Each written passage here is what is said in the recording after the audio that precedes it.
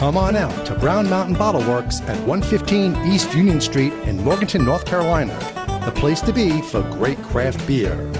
Browse their shelves with hundreds of craft beer selections. Relax and enjoy one of their 12 draft taps. Check them out on the Untapped app for their current draft beer selections and go to their website to see the latest beer offerings and events at www.brownmountainbottleworks.com. We'll see you there.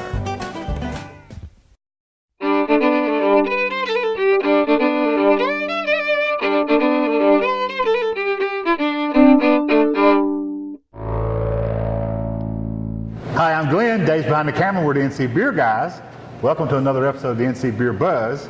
We are continuing our journey around Western North Carolina this weekend, and we had planned to visit some brand new breweries and some that aren't so brand new. We're here today in Hendersonville at Basic Brewing Company, and Basic has been in operation like maybe 2 years coming on? Yeah, just a little over a year. Oh, a little over a year. Yeah, year in March. We're here with Rich, who's one of the owners, and the brewer, the main brewer here, the only brewer here, I guess. Yep. Good. When you're the owner, founder, and brewer, you've got a lot of hats to wear. And he invited us in, and we're glad to be here. So we're on 3rd Avenue West. Is that right in Hendersonville? Yep, right behind Mike's on Main. Okay, good. I was going to ask about the landmarks for who don't know. And we are, when you say a basic brewery, now was that named by accident, or does that kind of fit some of the goal and mission of the brewery? Well, yeah, it does kind of tie in with our mission. The idea is we have small scale brewing equipment so that we can focus more on the beer. We don't have to produce millions of gallons of beer to be able to make a payment on our equipment. And you're not trying to put beer out in 400 accounts. It's here. That's correct. And maybe a few local accounts. I don't know. We've had one or two locals, and we're kind of expanding that market to actually help bring awareness to it. But that production is not going to drive your mission. No. The main mission is to make good beer and to sell it directly to our customers. We get immediate feedback on our product across the counter, just like we're drinking now, right? Yeah, exactly. And if we make something that we're not happy with, we can throw it away, and it's not the end of the world. It's because you're not throwing away 400 gallons. Yep. Right. We make it basically a barrel at a time, 31 gallons. So. Okay. Now you were a home brewer who decided you want to do a brewery, or what's the story? Now, yeah, give us your story. I was a home brewer. I'm an electrical engineer by trade. So I took basically a very small scale homebrew setup. It's a 55-gallon brew kettle. Put a lot of industrial grade automation on it so that we could get a lot of repeatability. And the idea is really that we can scale the breweries, not necessarily scale the beer. Mm-hmm. So, it's an affordable system that, any other home brewer can purchase easily and focus on selling beer that they make directly to customers. And how often do you have in a brew? I brew about 2 times a week, on average. So, man, you could easily scale that up if you needed to. Oh yeah, we could easily brew every day. It takes about 6 hours. You might not want to, but no. Right. You might not, but there are plenty of people though that want to help and get involved with it. It's just been a real good adventure. And why did we pick Hendersonville? Was that home? Were you guys already here? We were living here. Okay. Yeah, I actually had moved here for work. I worked at Sierra Nevada for a little bit. So you never really thought about going anywhere else to do it, I guess?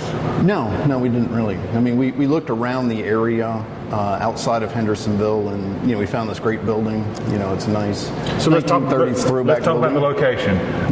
1930s. Yep. Been a few things. Yeah, it was a winery before this, sat vacant for a while. We just really love the vibe, the old feel. It's unique. It's not like a lot of other places. It offers a little bit different experience, and sometimes it's good to be different. But it's not dark and settle-like either. No. It's brighter and more up than some beer places, and particularly some wine places. Yeah, and we have a nice air-conditioned space where you can come and enjoy some popcorn in between your beers, and we're brewing downstairs. We haven't Yes. been downstairs, but yeah, we're brewing downstairs. Yeah, we brew, ferment, and keg downstairs. Okay, so everything on site. So what were the challenges from the point that you decided with the support of your partner to go forward? You knew you wanted to do it. You had the skill set, obviously, to do the equipment. you had also had some entrepreneurial experience. I think you had done some business stuff. Yeah. I used to own a distillery down in Greenville, South Carolina. So I kind of had that experience. Wanted to get back in, something that we owned ourselves. With chasing the American dream, kind of thing. And the beer, quote, alcohol side of it didn't scare you because you had the distillery experience. No, it really, going through that permitting process was actually a lot more difficult than getting the permit to actually brew. Right. So I mean, we knew we could get through it from that standpoint. Okay. And how has the reception been? The reception's been pretty well. People seem to enjoy our beers, giving us good feedback. And I'll interrupt you. Do we brew like to a style or all across the continuum, or do you have some preferences, or how does that go? Well, I personally like IPAs better, but... so does that mean that you serve more IPAs? We actually have a nice mix. So right now we've got a cream ale on, we've got a couple dark beers, we've got a porter, a brown. And do you try, is that a conscious effort to keep it a mix? Yeah, I want to make beer for everybody, not just focus on one style. We've got a hot honey saison right now, which is complete experiment. It's gotten really hot good. Hot honey saison. Yep. What does that mean? You might as well explain that. Hot honey. Well, we have is it a pepper beer? habanero hopped. All right, Dave. You said that, Dave. So it's hot honey. Yeah, hot honey. Hot honey, habanero. Yeah, it's got habanero and honey in it. So the honey coats your throat, and the pepper then kind of comes through the at backside. the end. Yep. Tingle. Okay, we know something about the habanero. Okay, that's nice. We'll have to. And you got that on now? Yeah. We'll have to try that. We will try that off camera for sure. But back to the questions. So do you keep flagships on? Some beers are always on, or are you always changing up the offerings? Well, we've turned into doing several different beers that just because of customer demand.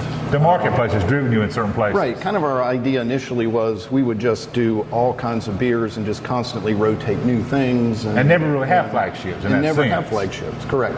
But that's hard to maintain. Lots of people have found out. Because a lot of people will come in and say, I really love... I want what I had last time. They're just not that adventurous. They have stepped over the craft beer line, but they've not really stepped over that line of drinking whatever's on, or whatever dark is on. That's exactly right. So we do find ourselves making multiple runs of the same beer.